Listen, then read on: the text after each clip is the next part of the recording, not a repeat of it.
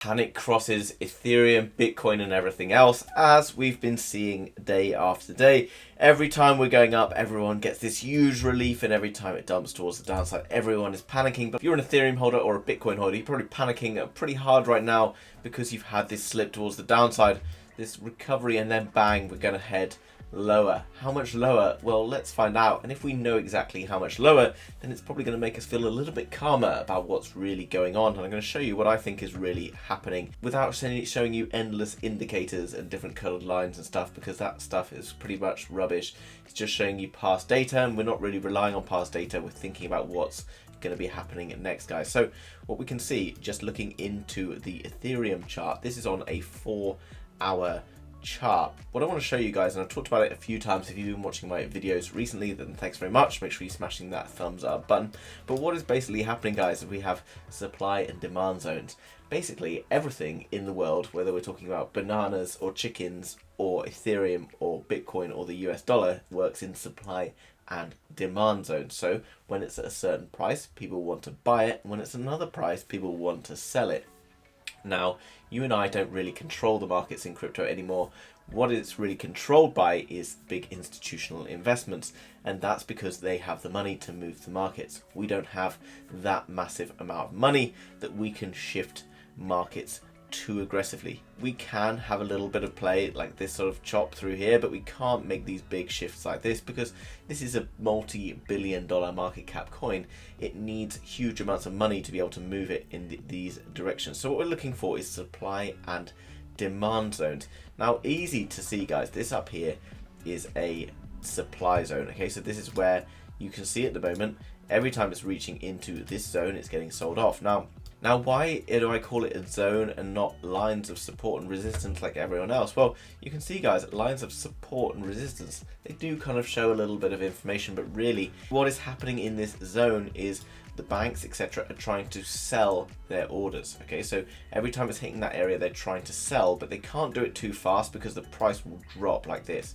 So they need to create the idea in people's minds that it's going to go higher. How do they do that? Well, they break these previous highs here, so that everyone wants to buy, and then they've got people to sell to. They rip it down towards the downside. So what we're seeing right now is movements towards various accumulation zones, and there are multiple zones on the chart. If we break through one, we do tend to go to the lower one. Here you can see there was a demand zone. Okay, I know this is a demand zone, guys, because I had this big aggressive push towards the upside and a bit of accumulation here. So you see it accumulated, it gathered up all the orders, and then bang, off it went to the races.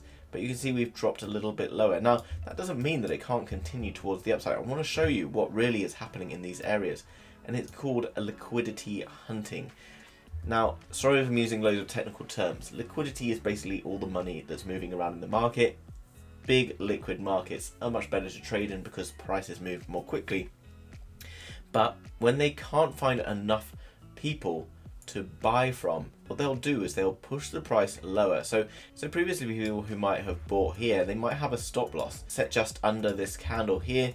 You can see here it's collecting up stop losses, so it's creating sell orders, and it's going to push it further, and then potentially it rips like this. But because we are looking like we are lacking a bit of volume and we're starting to push through lower, it does look like the Ethereum is going to continue towards the next buy zone.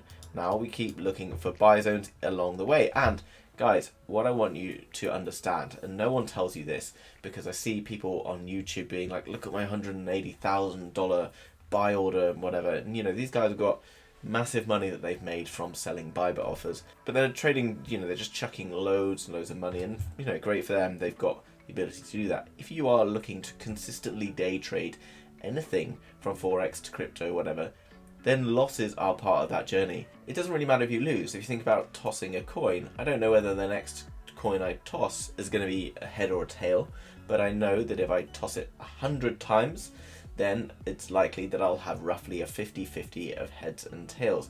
And it's the same concept for trading, but you want to basically be able to win. Say if you're day trading, 3-to-1 risk to reward ratio. So what I'm saying is, if I'm trading every day and I'm trading each trade, I don't know whether I'm going to win or lose the next trade, but I know if I trade 100 times, then I'm likely to win around 55% of the time. But I have a 3-to-1 risk to reward ratio, which means I actually end up making a lot more money over a period of time because I'm not caring about what happens in my next trade. I just take that setup. Now that's just for day trading, guys. If you want to learn more about supply and demand within crypto and day trading stuff, then make sure you subscribe to the channel and I'll bring you more information on that. Now this, guys, obviously our ultimate demand zone down here. We know that if it reaches this area that it could well push a little bit lower and then come back up.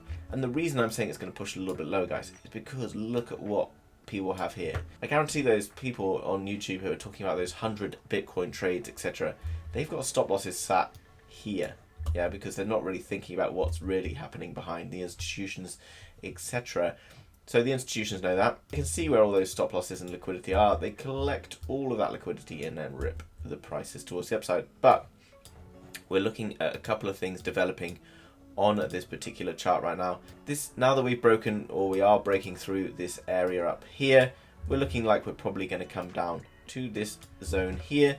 It's going to be interesting if it holds up, and we're not seeing sort of 4-hour closes below this level, then I'm pretty confident that we're going to come down to here. We could well take a wick further down, but I think really the bottom is somewhere sort of around the 800 absolute bottom for Ethereum right now. But I'm telling you not to panic, guys, because it's all very calm if you can kind of see what the bigger plan is. And ultimately, you shouldn't be panicking if you haven't invested, you know, next month's rent or whatever. And if you have, then probably go and find some sort of a side hustle to make a bit of money in the meantime. But jokes aside, guys, in this period of time, this is where accumulation is happening.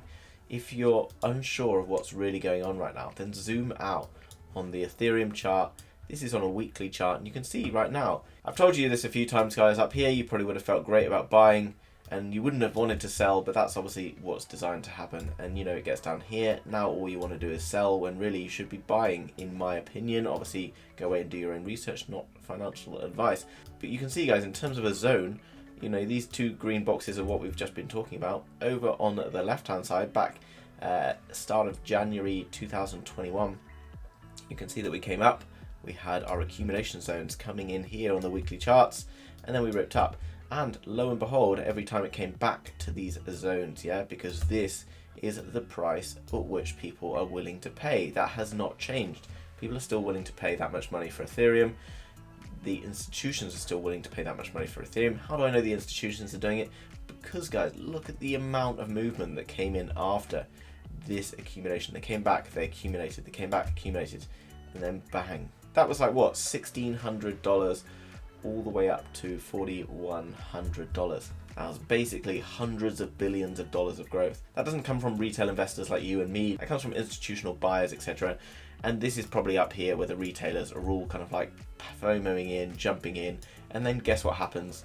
All the institutions offload their crypto, wait till it comes back down to their accumulation zone, and then they buy in their new demand zone here and rip up the price. So guys, I think we're probably going to take a little bit of a revisit lower, potentially just under $1,000. Don't worry too much about these lines in the sand. If it breaks a little bit below a particular line, look at it, guys. The reason I talk about it, I want to show you, look at these wicks.